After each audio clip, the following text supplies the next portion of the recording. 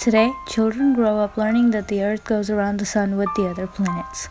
That wasn't always the case. Centuries ago, before satellites and telescopes, people didn't know how the solar system worked. They made up theories based on their angle from where they saw the sky. A philosopher named Aristotle thought that the Earth was in the center of the universe and all the celestial objects revolved around the Earth. He thought this because the Earth didn't seem to move, and when you threw a ball up in the air, it didn't land behind you like it would if you were moving.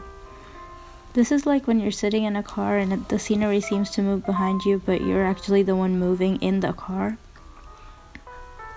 Most people believed Aristotle, and it became a fact. The model of the universe eventually became embedded in Christian beliefs.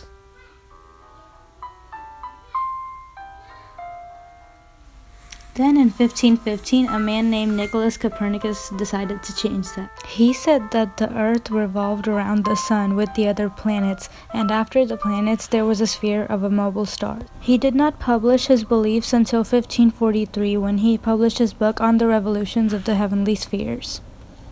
It did not cause much anger immediately because of a preface added by Andreas Osiander, who said that it was just a hypothetical book.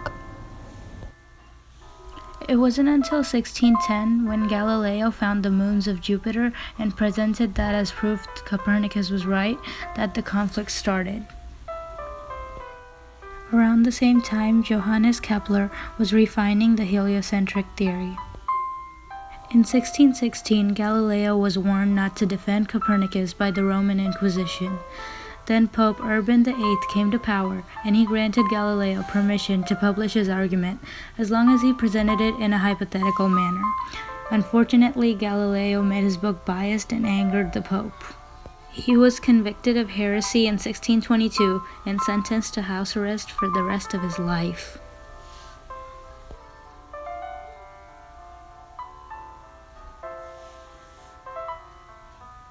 In the 1700s, people started being taught both models of the universe.